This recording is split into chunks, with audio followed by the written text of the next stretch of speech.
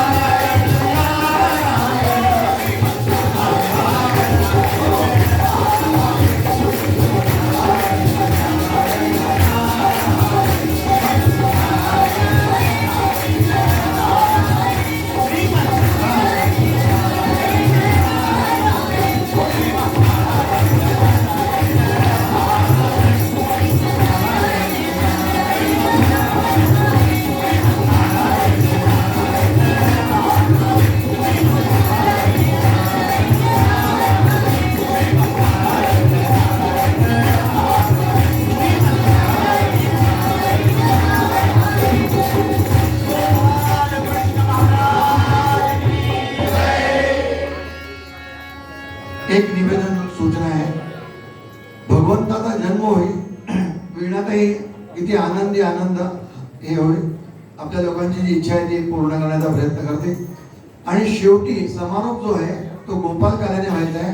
त्यावेळेस किती आनंद, आज गोकुळाचा रंग खेळतो आणि दांडिया जो आपल्याला करायचा आहे, त्यावेळेस आपले जे सगुण रूपामध्ये गोपाळकृष्णाची मूर्ती आहे, त्या सगुण गोपाळकृष्णा मध्ये ठेवू आणि आपण दांडिया करूया आणि त्याने समारोप. जय जय रघुवीर समर्थ. जय जय रघुवीर समर्थ.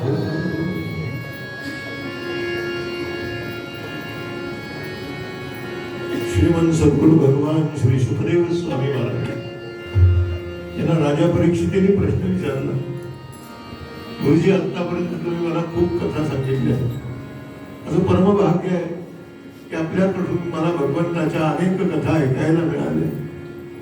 पण मला आता ज्या भगवान गोपाल कृष्णाने मला आईच्या गर्भात राखलं आमच्या पांडवांच्या कुळावरती ज्याची अनन्य कृपा होती त्या भगवान गोपाल कृष्णाचं मला चरित्र ऐकण्याची शुकदेवाला आनंद झाला आणि ते म्हणाले, वासुदेव कथा प्रश्न पुरुषा स्त्रीरान पुन्हा तिमा वक्तार. वासुदेवाची कथा ही सगळ्यांनाच पावन करणारी असते. श्रोता काय, वक्ता काय. आणि ती कथा कशी आहे? भगवंताच्या चरणाच्या मनापासून निघालेल्या गंगेसारखी. आणि शुकदेव भगवंताची कथा सांगायला लागले. कुठे प्रेमानं कथा सांगतो. काय सांगू तुला? कलीचं साम्राज्य दिसू लागलं. द्वापार युगाचा अंत व्हायला लागला. अजून काहीच वर्ष बाकी होती आणि त्या कलियुगातले सगळ्या अनैतिक गोष्टी दिसत होत्या. आणि या प्रत्यक्ष डोळ्याला दिसत असताना भगवंताने विचार केला, आपल्याच घरात जर हा एवढा कली शिरलेला आहे तर याला योग्य वेळेतच थांबवलं पाहिजे. म्हणून भगवान श्रीहरी महाविष्णू क्षीरसागराच्या ठिकाणी पोहोचले असताना त्यांची प्रार्थना करायला देव ऋषी मुनी संत सज्जन सगळे गेले आणि भगवंताची प्रार्थना केली. तेव्हा भगवंताने सांगितलं, काळजी करू नका, मी लवकरच येणार. कुठे येणार आहे? मी पोटी यावा म्हणून केली अनेक जन्म तप करणारे वसुदेव देवकी यांच्या पोटी मी जन्माला येणार. आणि भगवंताने सगळं आपलं पुढचं भविष्य सांगून ठेवलेलं. शिवनेंना आनंद झाला, पृथ्वीला आनंद झाला आणि आता ते भगवंताच्या आगमनाची वाट बघू लागले.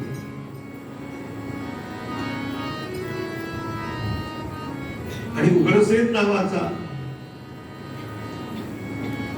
एक राजा होता, त्याची मुलगी देवकी.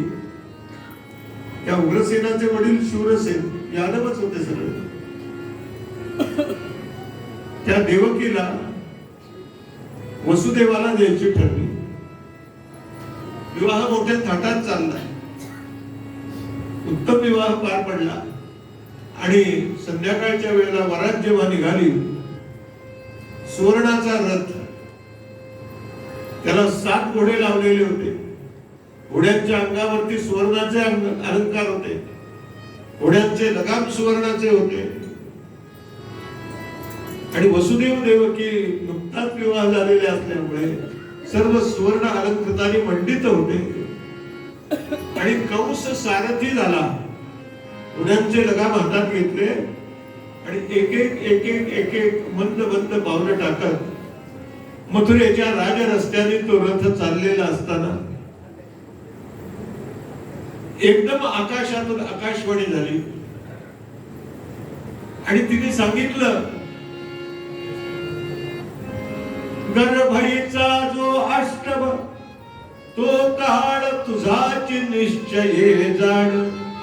मूर्खा सावध हो रे, कंसा हरणार की तुझे प्राण. तुझ्या बहिणीच्या पोटी 8वा मुलगा जो जन्माला येणार आहे ना, तो तुझा गर्दन काळा आहे. तुझ्या छातीवरती बसून तुझी छाती फोडून तुझा प्राण घेणार. मृत्योर्न अस्ति परम भयम. ते टाळायचा कंस खूप प्रयत्न करत होता. त्याने पहिला प्रयोग केला तो आपल्या बहिणीवरतीच केला. हिच्या पोटी 8वा मुलगा माझा काय ठरणार ना, हिलाच मारतो म्हणजे त्याचा जन्म व्हायचा प्रश्नच येणार नाही. मुळच संपवतो. आणि ती वरात चाललेली असताना कंस थांबला. त्यानं देवकीच्या केसाला हात घातला, तिला खाली ओढली, आपल्या कमरेची कट्यार काढली आणि तिच्या अंगावर चालवणार तेवढ्यात वसुदेव खाली उतरले. काय करतोस? अरे राज्यामध्ये स्त्री हत्या, गोहत्या, ब्रह्महत्या, भ्रूण हत्या झाल्या तर त्या राजाला शाप देत असतात. नको करूस. अहो हिच्या पोटी जन्माला येणारा 8वा मुलगा माझा काळ आहे, मी हिलाच मारून टाकतो. यालाच राक्षसी वृत्ती असं म्हणतात. ते म्हणाले नको करू, आमच्या पोटी मुलगा जन्माला येणार आहे तो तुझा काळ आहे ना, मग आमच्या पोटी जे जे अपत्य जन्माला येईल ते तुझ्या स्वाधीन केल्यानंतर तारी अथवा बारी तू ठरवायचं. मी शब्दाचा पक्का आहे का, मी भगवत भक्त आहे. प्राण जाय पर वचन, मी तुम्हाला कारागृहात ठेवीन चालेल, कळेपत बंदोबस्तात ठेवीन चालेल, अन्न पाणी खायला देणार नाही चालेल, सूर्याचा किरण सुद्धा येऊ देणार नाही चालेल, तुझ्या असं पाप होऊ नये आमची तळमळ. कारागृहात ठेवलं, अन्न पाणी बंद केलं, जितकं छळायचं होतं ना तेवढं छळलं. आणि पहिलं अपत्य जन्माला आलं देवकी आणि वसुदेवाच्या पोटी.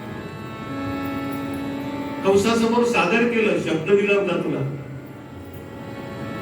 सुखदेव सांगतात राजा, काय माणसं पूर्वी शब्दाची पक्की होती बघ,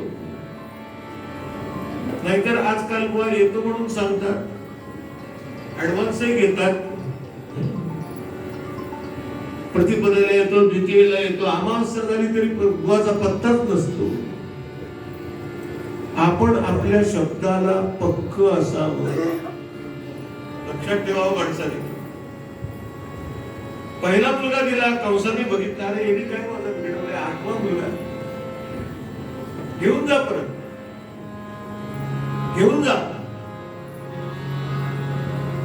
तेणे कंसे वधिले प्रथम सुत तसेच आणखी 5, भगिनी पती वाचविला कंसे घेऊन पुत्र धनलाच.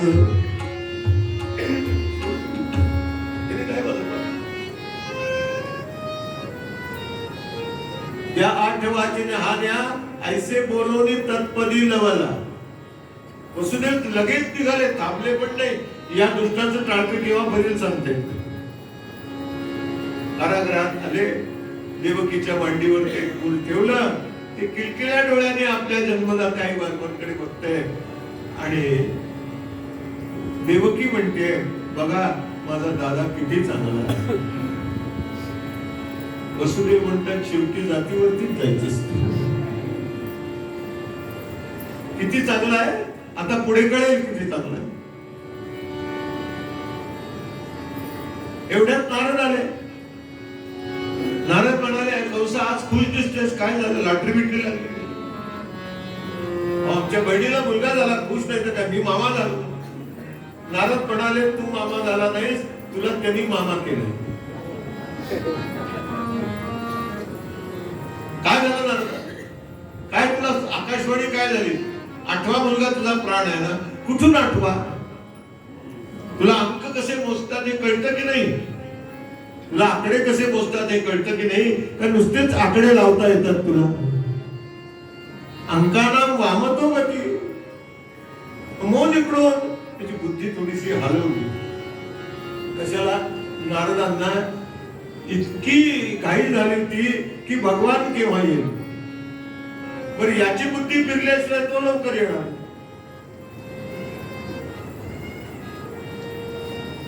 कंसाने मोजलं 1 2 3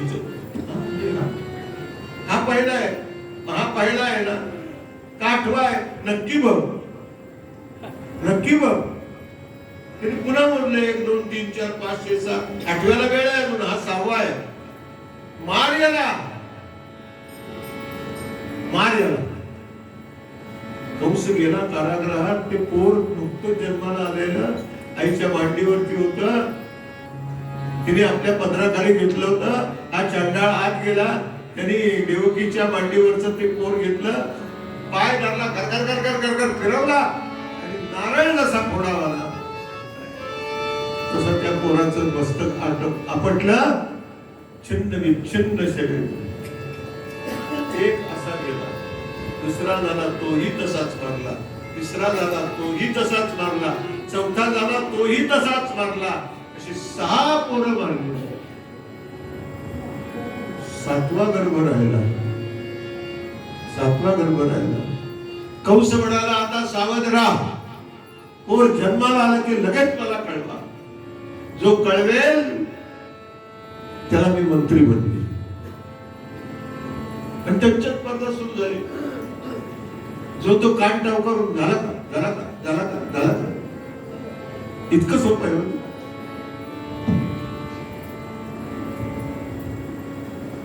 आणि सातवा गर्भ राहिला,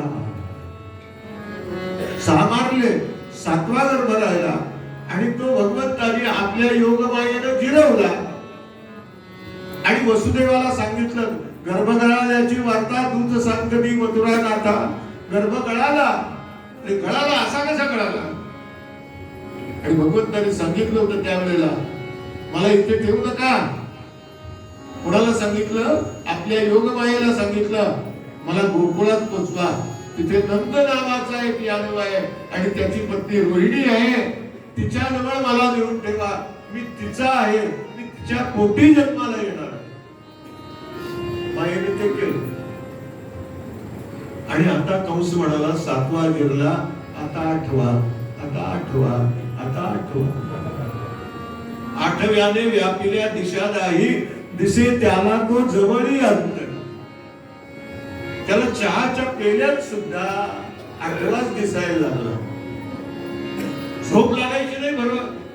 रात्र रात्र गोळ्या खाऊन सुद्धा आपली पाप आपल्या समोर नाचायला लागली ना की माणसानं गोळ्या खाऊन सुद्धा झोप लागत नाही.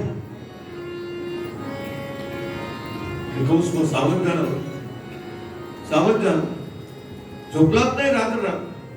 आणि आठवा जन्माला आला कारागृहामध्ये. तो जन्माला यायच्या वेळेला पंचमहाभूत नाचायला लागली, थैथयात करायला. आकाश नाचायला लागलं, वायू नाचायला लागला, अग्नी नाचायला लागला, आप नाचायला लागलं. पृथ्वीला तर एवढा आनंद झाला, बापरे बापरे. का? आज आमचा स्वामी आमच्याकडे येणार. पृथ्वीला खूप आनंद झाला. आणि शुकदेव वर्णन करतात, राजा काय तुला सांगू, ती वेळ अशी भाग्याची होती. आणि त्यावेळेला भगवतकार वर्णन करतात, तमद्भुतं बालकमं मुनेक्षणं चतुर्भुजं शंख गदायुधायुधं श्रीवत्सलक्षं गलशोभिकौस्तुभं पीताम्बरं सान्द्र पयोददासं. भगवान श्री महाविष्णू महाराज जय. बालक जन्माला आला, बालक जन्माला आला. आणि जन्माला आल्यानंतर रावण आला, रावण आला. आणि त्याच्या आधी भगवंताने सांगितलं, मला इथे ठेवू नका, मला गोकुळात पोचवा. आणि ते जन्माला आलेली जी महामाया आहे ना, तिला घेऊ. म्हणाली, आत्ता नाही जन्माला आलास, जरा बघू दे ना तरी तुला, आत्ता नो टाइम, आत्ता वेळ नाही आपल्याला, नंतर तुझ्या बरोबर गप्पा मारायला मी येणार आहे 12 वर्ष, आता मला इथे ठेवू नको. वसुदेवाने भगवंताला टोपलीत घेतला, आपल्या अंगावरचं एक उत्तर वस्त्र त्याच्या अंगावर टाकलं आणि कारागृहाची कुलप सगळी तटातटातून सगळे पहारेकरी धाराडू जी झोप लागली सगळ्यांना. आणि वसुदेव बाहेर पडले, यमुनेच्या या काठावरती आले. आणि या काठावरती होती यमुना दुथडी भरून व्हायला लागली. तिला केवढा आनंद झाला, आज माझ्या स्वामींचं दर्शन पहिल्यांदा स्पर्श मला होणार, का नाही आनंद होणार. आणि वसुदेव विचार करतात,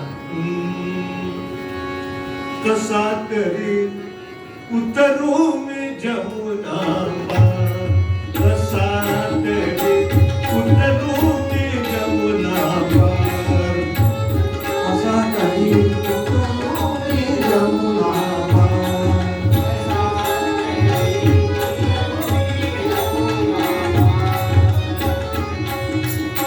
रात्र अंधारी मार्गी न दिसे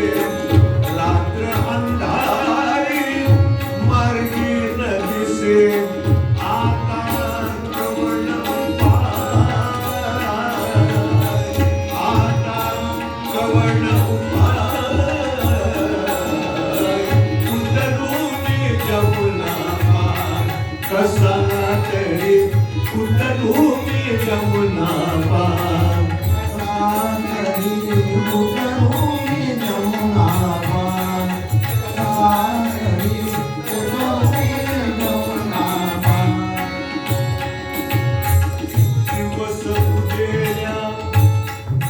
दिवस उदेल्या काळची येईल दिवस उदेल्या काळची येईल कंस करील अपार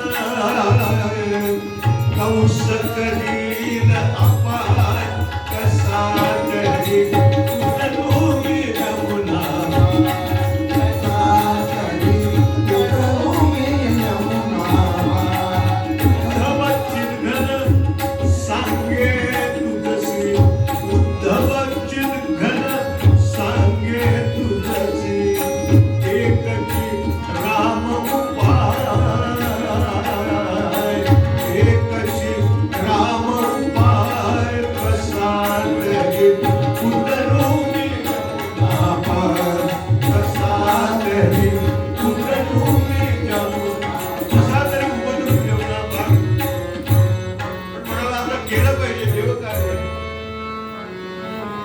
देवकार्य मला हे काम केलं पाहिजे म्हणून पाय टाकला तर ते अधिकच वाढायला लागले. वसुदेवाच्या नाकात तोंडात पाणी जायला लागलं तेव्हा त्याने आपल्या मस्तकावरचं ते टोपलं ज्याच्यात भगवान पहुडले होते ते वर केलं. देवाला कळलं काय झालंय ते. त्यांनी काय केलं. देव म्हणाले हिला फारच ओढ लागली माझ्या मिलनाची म्हणून प्रभूने आपला उजव्या पायाचा अंगठा टोपलीच्या बाहेर काढला. त्या यमुनेच्या जलाला स्पर्श करता क्षणी यमुनेनं वाट दिली. हो कशी दिली. शुभांगी जशी विंचरी ते स्वभांगा पूर्वीची सरळ वाट दिली. बायबल मध्ये पण हीच गोष्ट आहे. आमच्याकडूनच त्यांनी नेलेली आहे. गेले पलीकडे. नंद बाबाला उठवला. उठ तुझ्या घरात मुलगी जन्माला आली आहे ती मला दे. तो इकडे रोहिणीला पहिला एक मुलगा झालेला होता. बलशील होता. रोहिणी वसुदेवाची एक गोकुळातली पत्नी होती. देवाला ठेवला आणि तिथे असलेली ती माया महामाया जगदंबा तिला देवाने सांगितलं होतं एवढं काम कर. तुझी भगवती महालक्ष्मी महाकाली महासरस्वती जगदंबा म्हणून कलियुगात पूजा केली जाते. म्हणून कलौ चंडी विनायक. कलियुगात दोनच देवतांचं जास्त प्रसिद्ध आहे. चंडी म्हणजे भगवती आणि विनायक म्हणजे गणपती. आणली इकडे. कंसाला कळलं. आला परत. आता त्याला सवय झाली होती पोरं मारायची. त्यांनी त्या पोरीचा पाय धरला. गरगर गरगर गरगर फिरवली आणि आपटणार एवढ्यात ती त्याच्या हातातून सुटली आणि म्हणाली नष्टा मज मारून फळ काय तुझा काळ वेगळा आहे.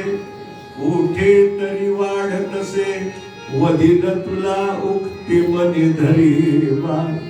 तुला काळ तू काय मला मारतो. मी भल्या भल्याला मारलेला आहे आणि तुझ्यासारखे तर कितीच मारले. कंस हातात झाला आणि आता काय करणार. आता मृत्यूचीच वाट बघतोय. आणि इकडे गोकुळामध्ये आनंदी आनंद चाललाय. भगवंताच्या नामकरणाचा उत्सव चाललेला आहे. उत्सव या शब्दाचा अर्थ म्हणजे प्रगट होणं. देव प्रगट होणं त्याला उत्सव असं म्हणतात. आज उत्सवाचा दिवस आहे. किती सांगू मी सांगू किती सांगू मी सांगू आज आनंदी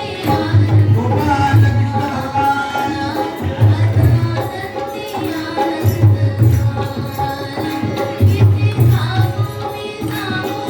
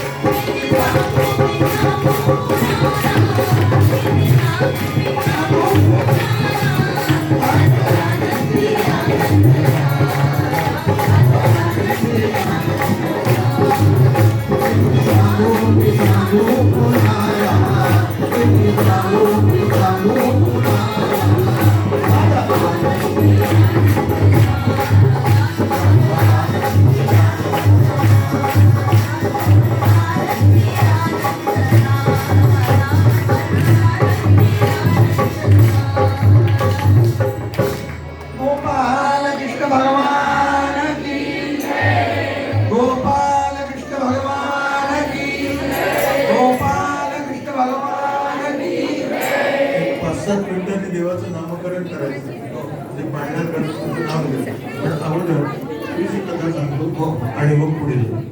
कृपया आपापल्या स्थानावर सर्वांनी बसावे. शांततेने शांतता राखावी, शांतता राखावी. आपापल्या स्थानावरती बसावं. इकडे कंसाला कायम भय निर्माण झालं. या पोराला नष्ट करण्याकरता काय करावं याचे तो सगळे आराखडे रचायला लागला. आणि एवढ्यामध्ये शांतता राखा कृपया, शांतता राखावी. त्याच्या दरबारात पूतना नावाची एक स्त्री होती. ती स्त्री म्हणाली, महाराज तुम्ही काय काळजी करता? मला लहान मुलं मारायची खूप सवय आहे. मी बाल कल्याण खात्याची मंत्री आहे. तुम्ही मुलं सहज मारू शकते. डाव्या हाताचा खेळ आहे. मी जाते तिकडे. मी काय करतो तर बघूया तरी. ती तिथून निघाली. चतुर्दशीच्या दिवशी निघाली. परमपूजनीय डोंगरे महाराज सांगायचे, चतुर्दशीच्या दिवशी निघाली म्हणजे वासना 14 इंद्रियांवरती बसली. ती 14 इंद्रिय वासनेने ज्यांची भरलेली असतात अशाला जीवाना पूतना असं म्हणतात. पूतना पवित्र राहील. ती यायला जो निघाली तो आणखी एक अरिष्ट आला. शकटासूर नावाचा एक राक्षस भगवंताचा जो पाळणा होता, गाडा होता, त्याच्यावरती येऊन बसला होता. भगवंताने बघितलं वेळ चांगली आहे त्याच्या मुक्तीची. तो गाडा थोडा हलवला तेव्हा. पण थोडा हलवला तो किती हलला? तो शकटासूर देवाच्या अंगावरती येऊन पडला. भगवंताने स्पर्श केला, त्याचा उद्धार. कौमालय तृणावर्त होता, त्याचाही उद्धार केला. पूतना आली आणि यशोदे यशोदे यशोदे तिची अशी ओरडत आली ना, तुम्हाला सांगतो की आजूबाजूच्या लोकांना असं वाटलं काय झालं यांच्या घरात. काही माणसांना अशी सवय असते, ते चौकातूनच ओरडत येतात, बुवा बुवा बुवा बुवा बुवा. लोकांना असं वाटतं बुवाचं काही झालं की नाही. म्हणलं तुम्ही आहात की नाही? आहे. यशोदे यशोदे यशोदे यशोदे. यशोदा बाहेर आली. भगवंताला आपल्याला स्तनपान करत होती. पूतना म्हणाली, हे काय तू करतेस? हे काम माझं आहे, मी तेवढ्या करता आले. तिने यशोदेकडनं देवाला आपल्या मांडीवरती घेतला आणि आता मी स्तनपान करणार. एवढ्यात भगवंताने डोळे भेटले. डोळे भेटले. का डोळे भेटले हो? ती पुन्हा पुन्हा त्याच्या घरावरती धाकटे करून सांगते, लबाडा लबाडा गुलामा उघडणे डोळे उघड. देवाने घट्ट डोळे भेटले. का डोळे भेटले? भागवताचार्यांनी खूप कल्पना केली त्याच्यावरती. एक दोनच सांगतो. देव म्हणाले, या जन्मी पूतनेने हरिभजन पहा, या पुण्य केले न काही. यासाठी श्री हरी तो नयन मिटून या पूर्व जन्मासी.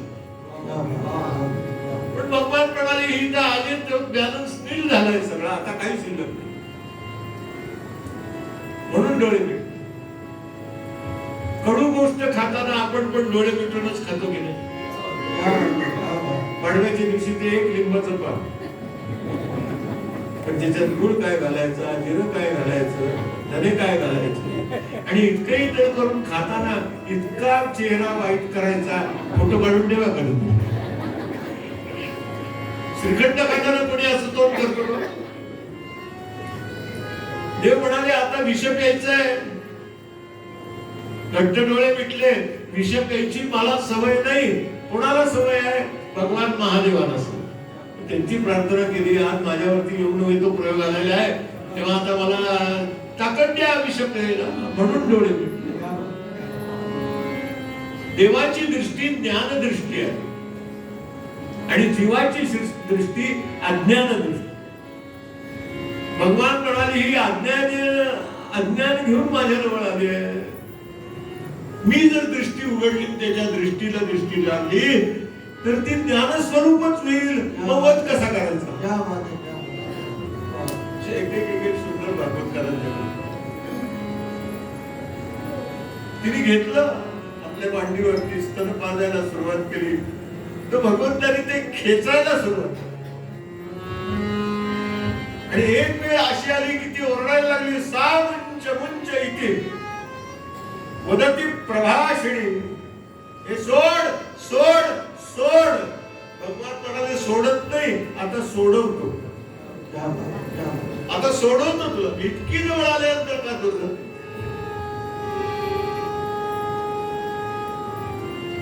आणि ती उत्तना जी अकराळ विकराळ पडली ना, तिचा उजवा अंगठा भोपाळला होता आणि केसाचा शेवटचा केस वालेरच्या पुढे जाऊन. वासना इतक्या वखवखलेल्या असतात की त्या मोजायच्या म्हणल्या तरी उत्तरेचा उद्धार झाला. त्याच्यानंतर अनेक अरिष्ट यायला लागली. तो एक महाबळ भट्ट नावाचा ज्योतिषी आला. यशोदे यशोदे तुला मुलगा झालाय, दाखव तरी मला, मी भविष्य सांगतो. तुला भविष्य पटलं तर पंचांगावर काहीतरी ठेव, पण पटेलच तुला. तरी भगवंताला बघितलं, चांगला वेळ घेऊन आला होता. लाल शाल जोडी जणतारी पेचदार श्रीमान डोली हो, म्हणा ना. आणि करता म्हणा ना, म्हणा. आता लाल शाल जोडी जणतारी, लाल शाल जोडी लाल शाल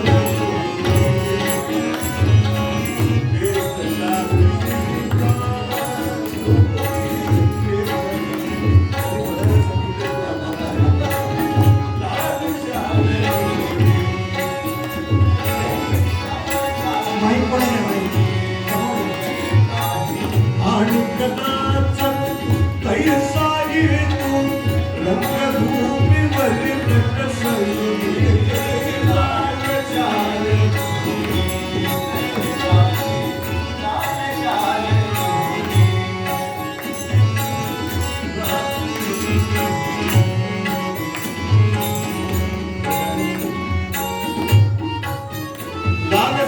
जोडी जळतारी पेचदार श्रीबांधून आणि नाचत तैसा येतो रंगभूमीवरील नटमधून सदुनी. हा भूमिका बनवायला आला तो भगवान म्हणाले, अरे माझ्या पुढे काय भूमिका बजावतोस तू? मी अनेक भूमिका बजावलेल्या आहेत. त्यांनी पंचांग काढलं, यशोदेला सांगितलं समोर बस, ऐक भविष्य. दासगुरु महाराजांनी एका पदात सुंदर वर्णन केलं. अष्टमी जन्मला म्हणून हा आला मुळावरी, अष्टमी जन्मला म्हणून हा ऐक यशोदे ठेवू नको या मारी अथवा पुरी, अष्टमी जन्मला म्हणून या पाय पांढरे रंग सावळा गाठोळे हातरी, दया दुधाच्या करील चोऱ्या.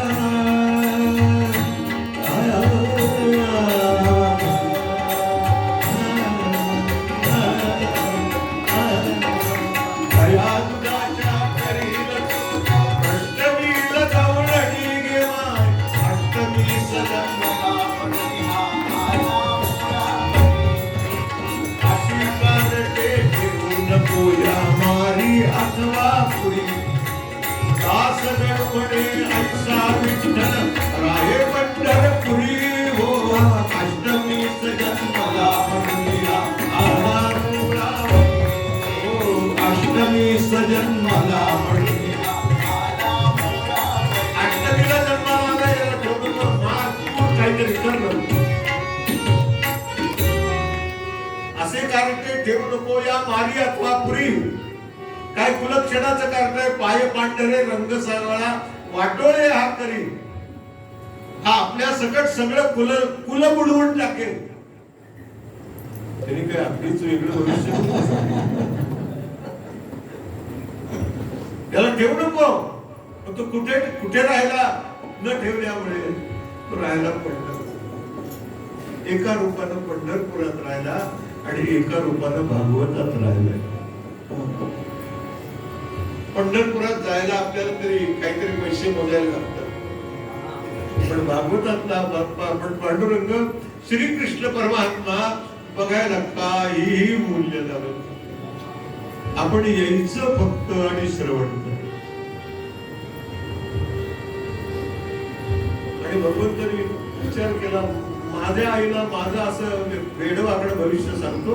भगवंतांनी काय केलं, त्या नंदबाबाच्या घरात शेतकरी होता, तो काठ्या लाठ्या सराटे मुसळ जे जे सगळं होतं ना, त्याच्यात चैतन्य भरलं आणि ती अशी जी त्याच्यावरती आपटायला लागली, टाकलं. यशोदा म्हणाली, अहो दक्षिणा मरू दे ती दक्षिणा. वर्णन केले दासगणू महाराजांनी तिथे कालायताच्या फाटले पंचांग, तुटले यज्ञोपवीत आणि वस्त्रही सुटले खुल्या खुल्या खुल्या. वस्त्रच पडलं. निर्वासन स्थिती भगवंताने त्याला सोडवलंय. असा कोण वेळ आहे,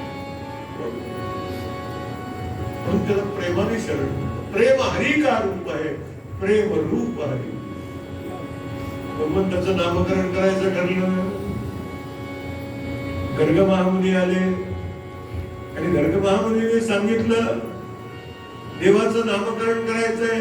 यशोदेने विचारलं, नंदाने विचारलं, काय नामकरण करूया, याचं काय नाव ठेवूया. गर्ग महामुनी म्हणाले, हा सगळ्या विश्वाचं चित्त आकर्षित करून घेतो, म्हणून याचं नाव कृष्ण असं ठेवलं. आणि रंगाने तसाच होता, सावळा होता, काळा नव्हता आणि गोराही नव्हता, सावळा होता. आणि दुसरा जो मुलगा रोहिणीचा होता, त्याला बलच राम केलेलं होतं आणि तो बलात रामापेक्षाही जास्त होता, म्हणून त्याचं नाव बलराम असं ठेवलं. बलराम असं ठेवलंय. नामकरण झालं. गर्ग महामुनीने नमस्कार केला. नंद यशोदेचं भाग्य वर्णन केलं. आजी आनंदी आनंद झाला आणि प्रत्येकानं फेर धरून भगवंताला आळवायला सुरुवात केली. प्रत्येक जण सांगतोय आमचा कृष्ण कसा आहे माहितीये तुम्हाला. वृंदावन का कृष्ण कन्हैया सबसे आंखों का प्यारा. वृंदावन का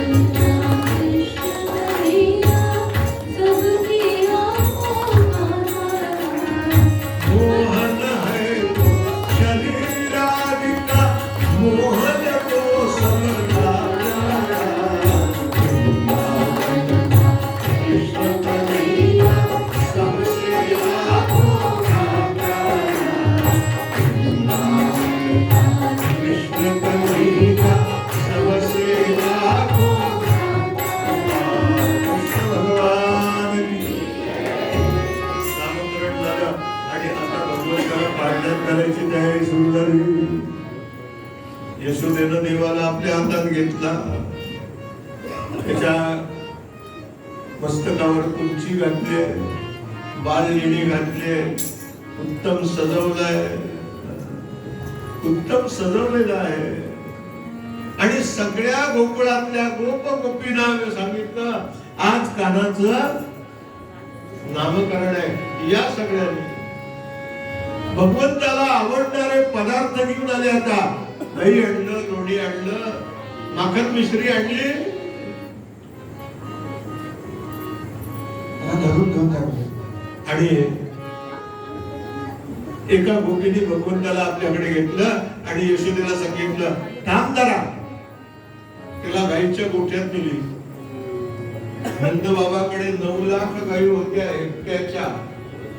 किती? 9 लाख. त्या गंगी गाईची शेपूट त्याच्यावर फिरवली दृष्ट लागू नये म्हणून. ती गंगी गाय म्हणाली, किती पाप, तुझी दृष्ट काढायला माझा उपयोग झाला, एका गोष्टीचं वाईट वाटतं रे.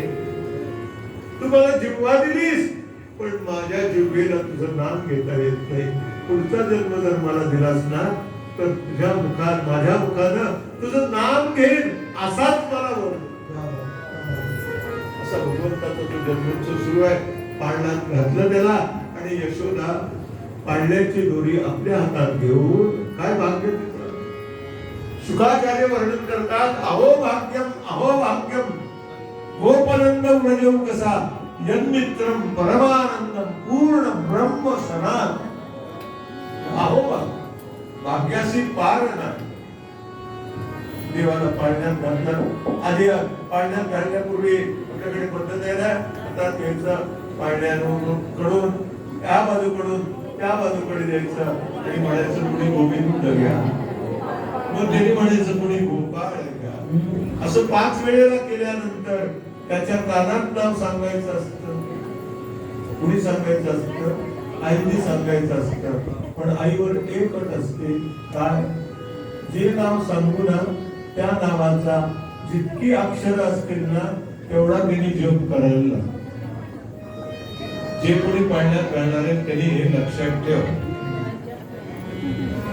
आणि भगवंताला पाळण्यात घालून भगवंताचा जन्मोत्सव साजरा करतात.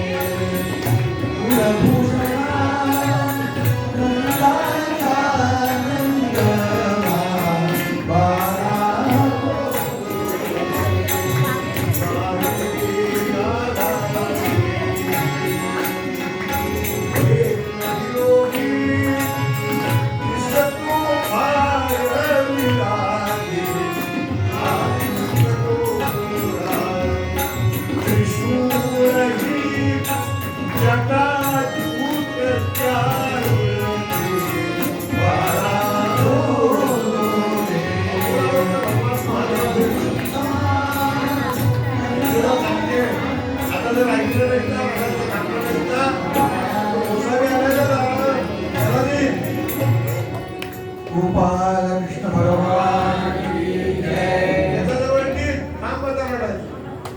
लोक आनंद करतात, मी रडतो कसा? भगवान महादेव म्हणतात, मला दे ना, मला दे ना. भगवान यशोदेच्याकडे आनंदात राहत आहे आणि आनंदात राहत असताना भगवान मोठे झाले, 1 वर्षाचे झाले, रांगायला लागले. आणि एक दिवस भगवान रांगत असताना माती खाल्ली. तुम्ही म्हणाल माती खाल्ली याच्यात काय कौतुक आहे? आमची पोरं माती खात. देव माती खात होते म्हणजे काय करत होते म्हणजे त्याची लीलाच आहे ती. तिने माती हातात घेतली आणि आपल्या तोंडात घातली. म्हणजे त्याची जी पत्नी आहे ना, विष्णू पत्नी म्हणजे पृथ्वी, ती म्हणत होती किती अत्याचार सहन करायचे, मला आता सहन होत नाही. भगवान म्हणाले काळजी करू नको. एका हाताने थापटत होते आणि एका हातानं ती माती मुखात घालत होते. थांबून सुद्धा ती ऐकेना. तेव्हा भगवंतांनी काय केलं, तिची समजूत घालण्याकरता आपलं मुख तिच्या मुखाला लावलं. त्याला अनुग्रह लीला असं म्हणतात. जे गोपांना दिले, गोपींना दिले तेच मोठे झाले. आणि एक दिवस यशोदेकडे तक्रारी यायला लागल्या. काय तक्रारी यायला लागल्या? हा तुझा पोरगा आमच्याकडे येतो आणि चोऱ्या करतो. यशोदा म्हणाली, माझा मुलगा चोऱ्या, त्याला मी खूप खायला लागलो. तो चोऱ्या करणं शक्य नाही. कारण तू चोऱ्या करतोस, करतो का करतोस? माझ्या सवंगड्यांना खायला मिळत नाही. त्याची आई त्याला खायला देत नाही. पेंद्याची, वडजाची, वाकड्याची, मधुमिलिंदाची. यशोदेने विचारलं, सख्याच आई आहेत ना? तर सावत्र आहे. सख्या आई आहेत तरी देत नाही. मग अशा वेळेला आम्ही चोरी करायची नाही तर काय करायचं? काय करायचं? राजमार्ग जर बंद झाला तर आड वाटेला वळतो काय? आई चोरी नको तर करू दे. राजमार्ग जर बंद झाला तर आड वाटेला वळतो पाय. आई चोरीचा पुतर करू दे काय? चाल लक्षात आले म्हणत नाही. तिने सांगितलं, माझ्याकडे चोऱ्या करतो. भगवान म्हणाले, मुळीच आम्ही वरती ठेवलेलं असते माठामध्ये सगळं दही दूध तूप मथुरेला विकायला. आणि हा ते माठ फोडतो. एकटा खाईल तर बरं आहे, पण सगळ्या गावाला वाटतं. ही सगळी पोरं जमून आणते. कृष्णा करतोस असं? करतो. कोणी सांगितलं तुला? ती गवळण आहे ना, ती त्या मधुमिलिंदाची आई आहे ना ती. भगवान म्हणाले, ती पक्की व्यापारी आहे. पोराला खायला घालत नाही, बाहेर पोराला ताक देतो कोणी आणि बाहेर लोळीतो. तू नको ना चोरी कर. आई उद्यापासून चोरी बंद. चोरी बंद कर. आणि आजच्या दिवशी करायला परवानगी आहे ना, उद्यापासून बंद कर. भगवान गेले, सगळ्यांना घेऊन दिले आणि सांगितलं, आज आपल्याला इथेच चोरी करायची. चोरी करायला काय घ्यायचं? घ्यारे, काटे, सराटे, नीट मृत्तिका घ्यावी बळकट. काटे घ्या, सराटे घ्या, मृत्तिके घ्या, माती घ्या, अगदी वस्त्रगाळ माती घ्या, थोडस तिखट पण घ्या. हे कशाला? भगवान म्हणतात, माझ्या मार्गात येताना काटे किती आहे ते कळावं म्हणून काटे घ्या. डोळ्यात धुळपे किती लोकांकडून होते हे कळावं म्हणून माती घ्या. आणि इतकंही करून जर एखादी खवीस आली, खवट आली तर तिच्या तोंडावरती तिखट फेका. भगवान शक्यतो असं जवळ येऊ देत नाही, पण अगदीच निग्रह असेल तर जवळ केल्याशिवाय राहत. चोरी करायची ठरली. भगवान आत गेले. पेंड्याला सांगितलं, तू बाहेर बस. आणि ती आली ना की आम्हाला परवलीचा शब्द सांगून ठेवतो. तो म्हण कोणता शब्द? गोविंद आला रे. हा शब्द चापेकरांनी वापरला होता रायणला मारला. मी काय करू बाहेर? तू बसून राहायचं. पेंड्या म्हणला, आज कळलं तू कसा आहेस ते. तू बाहेरून वाकडा नाहीस, आतून पण वाकडा. म्हणजे मार मी खायचा आणि लोणी तू खायची. भगवान म्हणाले, असं नाही करणार. आधी तुला दे, मग मी. मग चोरी झाली. ते सगळं माठ फोडला आणि भगवंताने तो सगळा लोण्याचा गोळा आपल्या तोंडात घेतला आणि प्रत्येक गोपाळाच्या मुखाला मुख लावून भगवान ते देत आहेत. बाहेर आले. पेंद्या, लागली ना भूक आता? देवा, कधीच लागली, आम्ही वाट बघतोय तुझी. तोंडाला तोंड लावलं, त्याच्यावर अनुग्रह लिहिला. अशी अनेक भगवंतांनी अनेकांवरती अनुग्रह लिहिला. आणि यशोदा म्हणाली, नको ना चोऱ्या करू. ठीक आहे आई, आजपासून नाही चोऱ्या करणार. मग काय करू? अरे आपल्याकडे एवढी काय करू आहे? आई, मी तेच ठरवलं होतं, पण तुझी परवानगी मिळेल की नाही कळत नव्हतं. कारण तुम्हाला एक क्षणी डोळ्यात बाहेर करून देते. जा, त्याला सिगरी तयार करून दे. सगळ्या सांगितलं उद्यापासून आपल्याला यमुनेच्या तीरावरती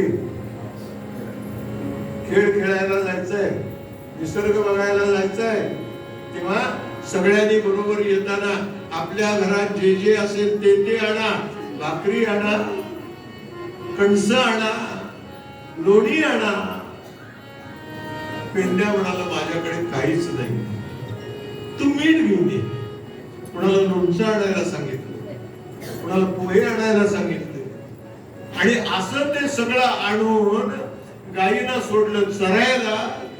आणि यमुनेच्या तीरावरती कदंब वृक्षाखाली भगवंतानी एक कदंब वृक्षाला हंडी बांधली. त्यात ते सगळे पदार्थ टाकले. त्याला गोपाळ काल्याचं साहित्याचं म्हणतात. गोपाळ काल्यामध्ये चिमणाभर लाही, चिमणाभर दही आणि मूठभर लाही एवढेच पदार्थ असतात. फरसाण टाकायचं नसतं. लाही कशाची असते हो? जन्म मरणाची लाही असते. आणि दही म्हणजे स्नेह असतो.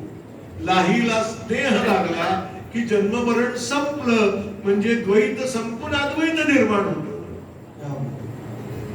भगवंताने तो आनंदोत्सव ते हंडीवरती पडले. सगळ्यांना उभे केले. कसे? गोलाकार उभे केले. आणि ते गोलाकार उभे केलेले असताना प्रत्येकाला असं वाटतंय मला कृष्ण दिसा, मला कृष्ण दिसा, मला कृष्ण दिसा. भगवंतानी दोनच लीला ज्या केलेल्या आहेत त्या प्रकाशात केलेल्या आहेत, अंधारात केलेल्या नाहीत. त्यातली पहिली गोपाळ काल्याची लीला आहे आणि दुसरी रास लीला आहे. ती पण चंद्राच्या प्रकाशातच केलेली आहे, अंधारात केलेली नाही. ती रास लीला आपण उद्या बघणार आहोत. तो काला सुरू झाला. सगळे देव म्हणतात आम्हाला प्रसाद मिळायला पाहिजे, आम्हाला प्रसाद मिळायला पाहिजे. पण देवरूपात मिळणार नाही हे त्यांना माहित होतं. ते काय केलं? त्यांनी काय केलं? तुकोबांनी वर्णन केलंय. काल्याची या मिसे देव झाले मासे, ते यमुनेच्या पाण्यात येऊन राहिले. देव तरी किती हो अडाणी. ती म्हणाल बाबा देवाना अडाणी म्हणतात, काही वाटतं की नाही तुम्हाला? मग काला चाललाय जरा पद चाललंय. हो, एक अर्ध्या मिनिट. पद देवाना अडाणी म्हणतात, तुम्हाला काही वाटतं की नाही? देव कसे अडाणी असतील? त्याचं उत्तर असं आहे, डोंगरे महाराज सांगायचे, ते जर मासे झाले असते ना, मासे झाले पण ते जर गोप झाले असते ना तर देवाच्याकडून काला मिळाला असता. आता मासे झालेत, कसा काला मिळणार? पण देवानी व्यवस्था केली. ती सगळ्यांना सांगितलं होतं काल्याचा प्रसाद खायचा, हात धुवायचे नाही. ते कुठे पोसायचे? पृष्ठभागाला पोसायचे. म्हणजे तोही नाही. मग तो प्रसाद कसा मिळेल? ते सगळे देव वर आले आणि भगवंताची प्रार्थना केली, आम्हाला प्रसाद द्या, आम्हाला. मानव पण आले.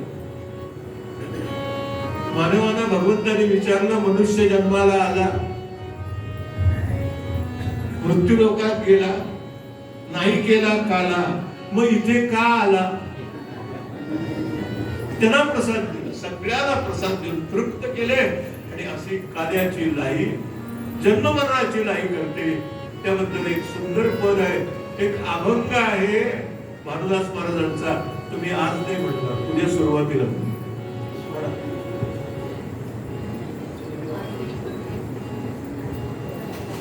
आज गोकुळात रंग. हो. आज गोकुळात रंग खेळतो वरी, राधिके राज पूर्ण साधुरागरी. आज गोकुळात रंग खेळतो वरी, राधिके राज पूर्ण साधुरागरी. आज गोकुळात मोठमोठे चित्रकोर वाटलो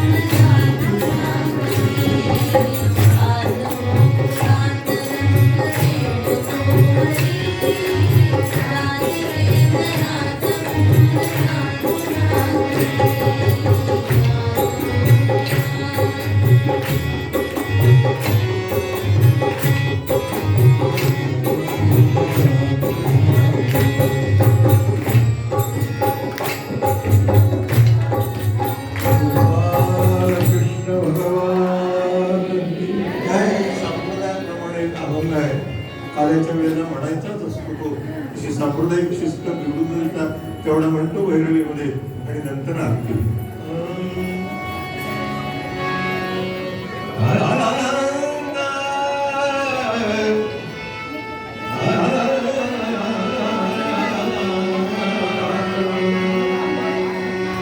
धरिला कृष्ण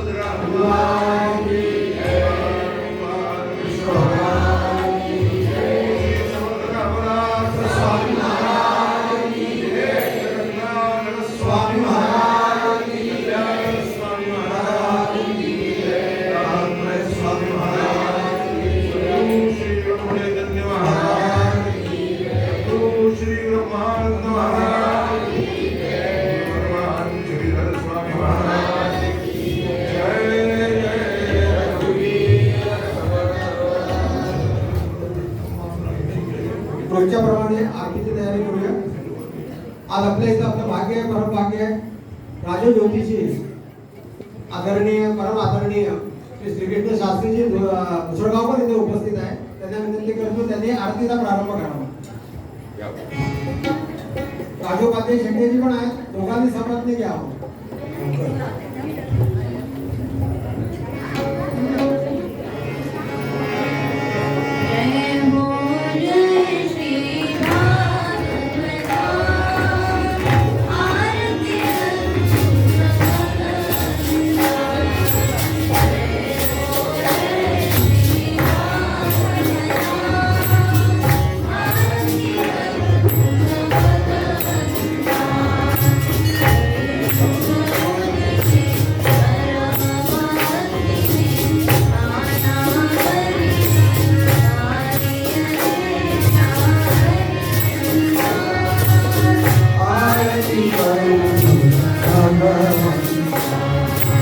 जय हो जय श्री भागवता आरती